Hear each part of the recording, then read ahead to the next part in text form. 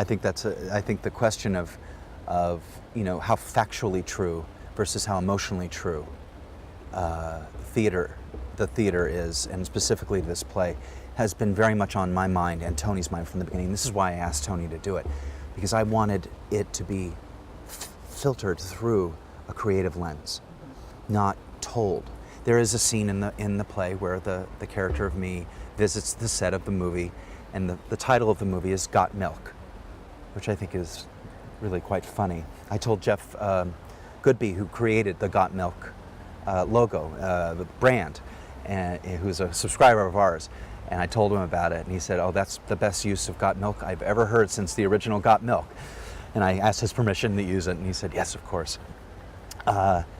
And he was essentially brought onto the set to the character of me to inform the director about the story of his father, and the movie becomes 100% about milk, which, and then they have this argument, and the director says, "Listen, honey, the money's coming from the gays. They're not interested in your father.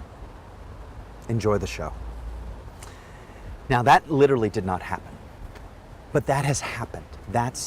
That scene never happened. I actually visited the set of Milk, and I talked to Gus Van Sant, and he was very clear to me, and they never asked me my opinion about it, and it was very clear it was about Sean Penn doing Milk. And my father's character in the movie, and I say father's character because it really isn't my father on any level, is really to the side. He's there just to root it in history. He's not really there. There's no examination of it. There's no room for him in the movie. So that's not the movie's fault. The movie's was never, but the play kind of crystallizes that in the scene. But for many, many years, we've always felt a little bit like the absence of my father's story really did not match up with what he did. And in many ways, and not solely, because that would take away from Harvey Milk, he made it possible for Harvey Milk to get power.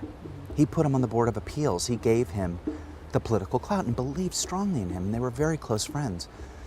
But my father also opened many, many doors, but he opened doors for other people. So the other people were getting the response, which is fine. And I used to not care. And then when the movie came out, I started to think, this is the history that people are going to know. And I thought, oh, well, this play can't fix that. That's not what a play does. Maybe a book can, or maybe a movie, I don't know. But I thought, I'm going to tend to this on my own, and on my own terms, emotionally, creatively, because there's really no fighting the flow of history. That's where people are going. And Harvey is a symbol for people who continue to fight for rights. My father is the uber symbol, but you can't locate it quite directly. And there are a lot of people I meet, many, many people I meet. I mean, I met a woman at the box office when I first got here who was there at the time. And they read about this play being done, and they were so, oh, I'm so glad to hear the story of your father. And I say to everybody, this isn't, all the great things my dad did. There are stories about it, and they're acknowledged near the end of the play because the character of me finally tells them. He never tells the stories of his dad. In fact, his best friend in the play who's his costume designer, says, "You never talk about your dad." And I didn't for a long time ever talk about him. Not because I was ashamed, I just kept it private. So this whole process of making this play has been one long stream of letting go of things that I have held in my head and in my heart, not just facts and figures, but feelings. Feelings that you wouldn't necessarily want to share of anger and confusion and, is being a gay man being a man, and what is becoming a man really about. And it led towards these things. Tony made it very safe. Tony's not like Bill in the sense that they're very temperamentally differently, but they're both people who can handle the truth.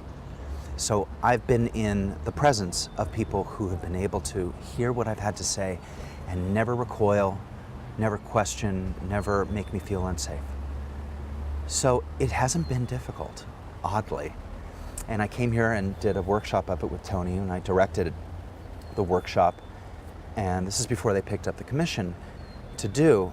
And part of the test for myself was to see if I could just direct the play. Because, you know, you don't want to sit there and say, oh, that's not how I did it. That's not how I was. Or watch a scene and start crying, because if you're crying, you can't direct it, you know. So I was able to kind of actually put both of these things in the room together and not die. So the play has been translated through Tony's experience with his own father, and it also, the character of John has been translated into the story of Christopher Moore, who's playing my character. So it's me through Tony through Christopher. And that's as it should be. That's what theater does. It continues to flow the original story through the hearts and minds of the artists who look at it. And I think that's what allows it ultimately to mean something personal to an audience.